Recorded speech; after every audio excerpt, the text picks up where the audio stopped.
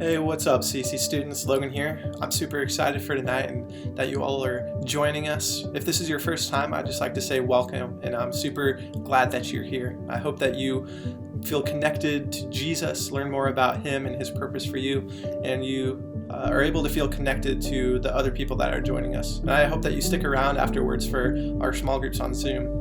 I just have a couple of announcements before we get into our message tonight. Announcement number one is for our CIY Move conference. Our deadline for registration has been extended to June 6th, so there is still plenty of time and plenty of spots for you to be able to sign up. If you want to go to our website, to the online giving page, you can put in your deposit of $50 and you can put it for the CIY registration fee, and then make sure that you put your name in as well so we know who that's going for. That's $50 to secure your spot for the conference. The conference as a whole is looking like it's going to be around $250, but we're hoping that goes down with a couple more fundraisers. We really hope that you're able to join us for that because it's going to be a really great week. Announcement number two, we are going to meet in person next Sunday, May 24th. We're going to be in the parking lot of the church from 6 to 8 p.m. We're still going to practice some social distancing stuff and follow some sanitary guidelines from the CDC, but we just really want to meet in person. We really want to be with you guys. And we know that these past couple of months have been really hard on a lot of people. Not being able to see your friends in person or go out and do the things that you normally get to do. So we thought with some of these guidelines and some of these restrictions being lifted and some of the group sizes largening, we decided, let's meet in person. We'll make sure things are safe, but we are really excited to see you guys. So next Sunday, 5/24, from 6 to 8 p.m. We hope to see you there. Announcement number three, we are finishing up our 3-week series that we've been in called Love Hate. It's been a series that looks at how we can have a filter, a lens of love like Jesus did, rather than hate and judgment. Tonight, our main thought is let love fill in the blank. Would you guys pray with me as we go into our message? Lord, I thank you for this group of students and leaders who are joining us tonight. And I pray that you would help us to be people of love rather than hate and judgment. Help us to let your love be what characterizes us and motivates us and moves us forward and motivates us in our decision making and how we interact with people. In your name I pray.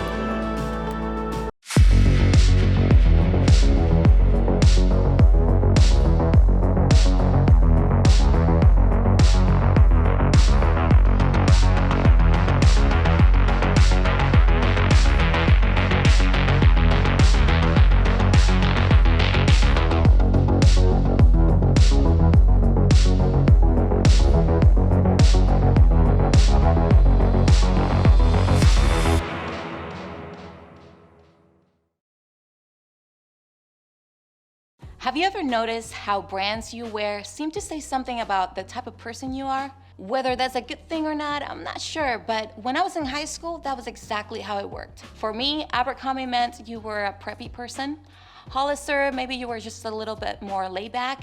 And Under Armour meant you were a sporty person. I don't know a lot of sports, but I'm assuming that's what it meant. Brands have always been something people use to express a little bit of who they are, or what they want people to think they are. They also tend to represent the group you are part of or you want to be a part of. For whatever reason, it seems like the brands we wear build the reputation we have. I'm not sure that clothes and accessories say everything about a person, but once you're rolling with a specific group and have a reputation, it can be hard to shake. But more than how the brands we wear contribute to what people think about us, our reputations are made out of all sorts of things and bring all kinds of assumptions about who we are. Just think about the various groups in your school and think about the assumptions that you have made about people who are part of them. Assumptions like, every rich kid is blank. All athletes are blank. The smart kids always blank. The cheerleaders are blank. The mathletes are blank. The kids who vape are blank. We often fill in the blanks about other people with our assumptions. Whether we know the person or not, it doesn't matter. We know their reputation, and to us, that says more than enough about them. And we may not know anything about this person other than the group that they are connected to. And yet, Suddenly, we feel like we know enough to make a snap judgment about them and write them off. So where do we get these assumptions from?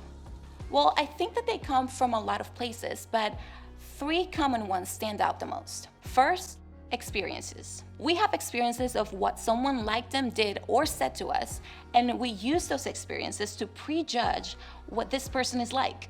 Second, limited perspective. If we know of something someone did or said that was wrong, we build an entire case about them being a bad person and take one thing that we don't like about them and make a judgment on everything about them. And third, insecurities. Sometimes our assumptions are formed from our own insecurities. The person that we're filling in the blank about has something that we want or wish we had. Maybe they have the starting position on the team, or the grade that we can't seem to achieve, or the house our family could never afford, and we just can't stand it. We automatically assume the worst about them because they remind us of how far we feel from being the best. Our personal experiences, limited perspective, and insecurities help shape the assumptions we make. They help fill in the blanks when we think about other people. And this can be a real problem if we really want to be known for love rather than hate. And if we're really honest with ourselves, filling in the blanks is sometimes another way to hate on people.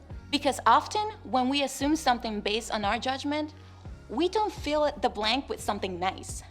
We don't take the time to actually get to know the whole story of a person because we think that we have it all figured out. We don't give them a chance because we assume that our judgment is right. We make all sorts of assumptions about people we barely even know. Or we assume we know someone based on the group that they're a part of without even giving them a chance to show us who they really are. It's another way for us to hate on them without getting to know them. And the ironic part is that we would never want someone else to do this to us. So why do we so quickly do this to others? Why don't we slow down and challenge our assumptions? There's a moment from Jesus' life that may be able to help us. Jesus was in the middle of a tense encounter with some of the religious leaders in Israel at the time. These teachers of the law and Pharisees were a big deal in religious circles, and they had a brand of self-righteousness that they thought set them apart from everyone else.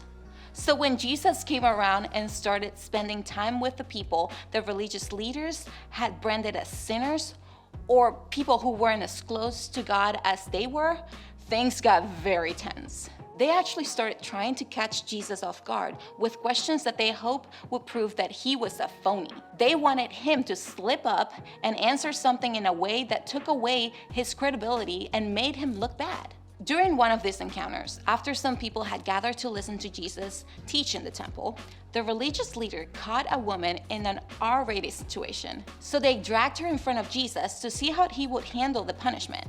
And I think that what happened here showed us a different way to live instead of filling in the blank about other people's reputation. Now check this out. As he was speaking, the teachers of the religious law and Pharisees brought a woman who had been caught in the act of adultery. They put her in front of the crowd. "Teacher," they said to Jesus, "this woman has been caught in the act of adultery. The law of Moses says to stone her. What do you say?" They were trying to trap him into saying something that they could use against him. Now, just to be clear about the awkwardness of this woman was caught in the sexual activity with someone other than her husband, or maybe even someone else's husband. And now she's on trial in front of Jesus. These guys wanted Jesus to condemn her to die. Now, I realize that this seems a bit extreme to us today, but the rules were pretty straightforward back then. If you behaved like her, then you get severe punishment. Now, these guys came to Jesus assuming they knew the rules and exactly how he was supposed to respond to this woman because of them. After all, God's son should know and follow the same rules as the religious leaders, right? Well, let's take a look at what happens next and see for ourselves. But Jesus stooped down and wrote in the dust with his finger.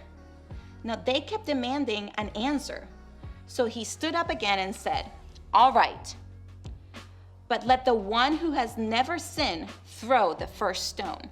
Then he stooped down again and wrote in the dust.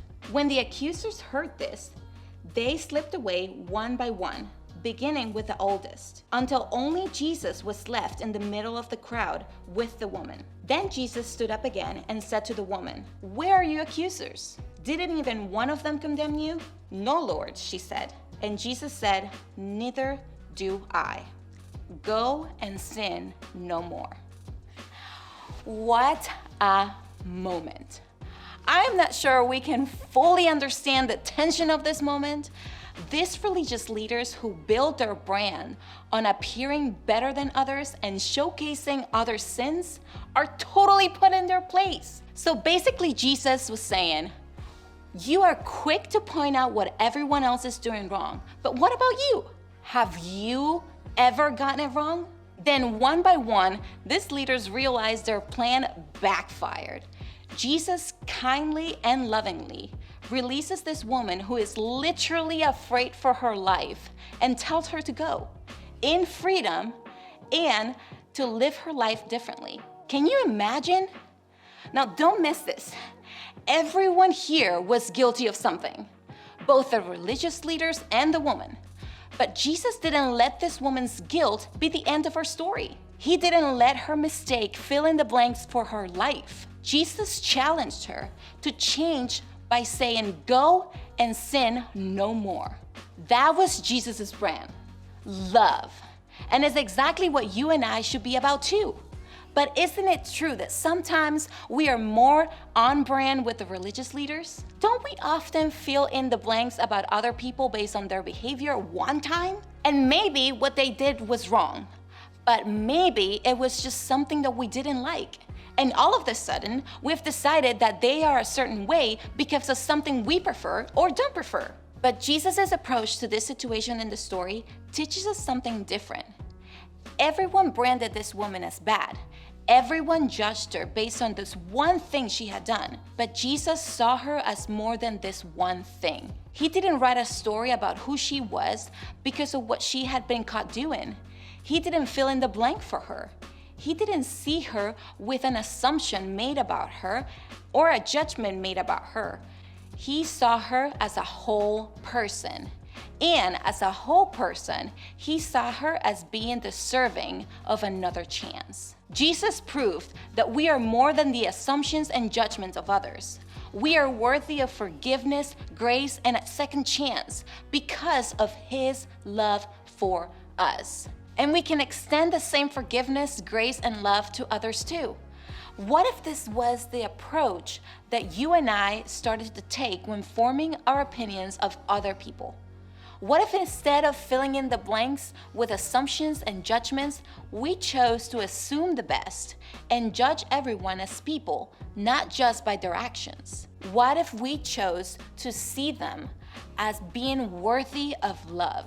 What if we chose to let love fill in the blank? This will change a lot about the way we think about and treat other people, wouldn't it? Not only that, this will also change a lot about the way we think of ourselves too. We may wind up realizing that we are not as terrible as other people made us feel, or we are not as perfect as we may think.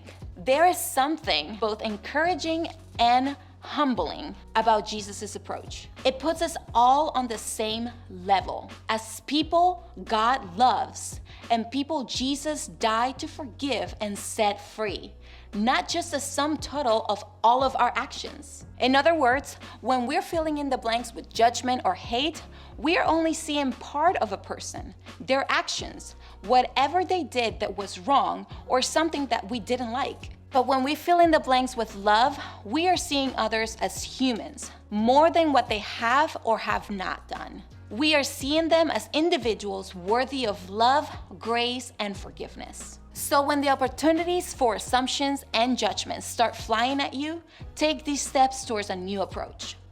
Stop and think about how others have filled in the blanks about you. When you're in the process of filling in the blanks for someone else with something other than love, stop.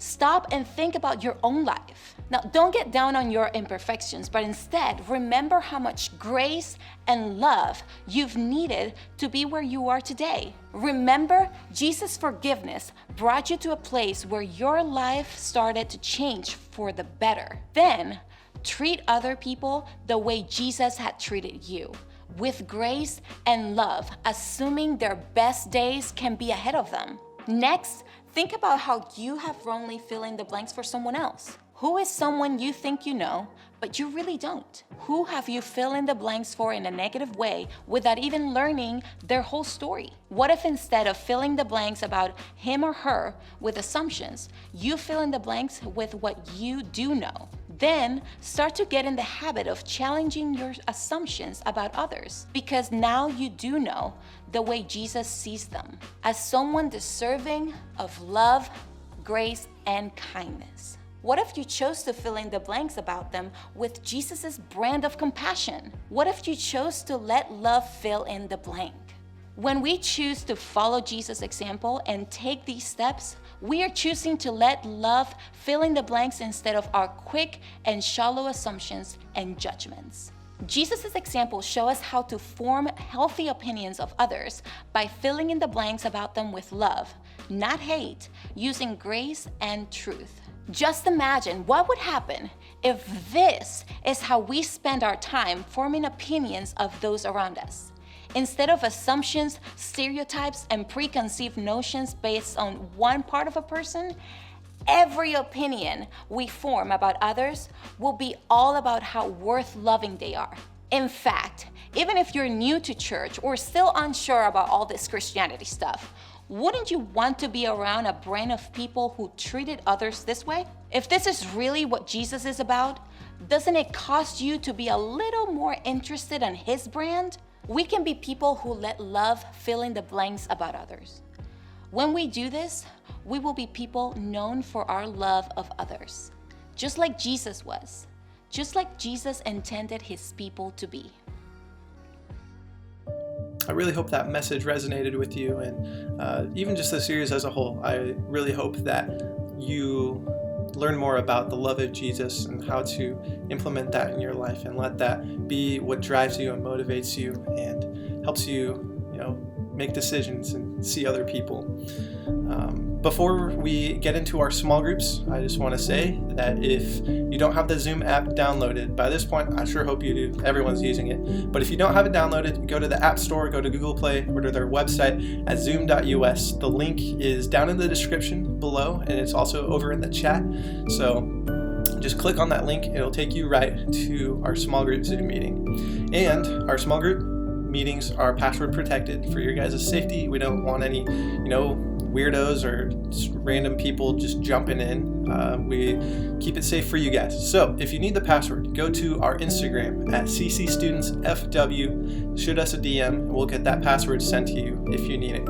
And you might as well just follow our Instagram page, go follow us on Facebook, subscribe to our YouTube channel at CCStudentsFW. That's where we're going to be posting all of our updates, different announcements, and things like that. We also post our weekly schedule every Monday to let you guys know the different things that we're going to be doing throughout the week, all of our details for service, and especially for service next Sunday, we're going to have all the details for that on our weekly schedule. So make sure that you go follow us, make sure you stay up to date with what's happening with CC Students. Hope you guys have a great week, and we will see you in small groups.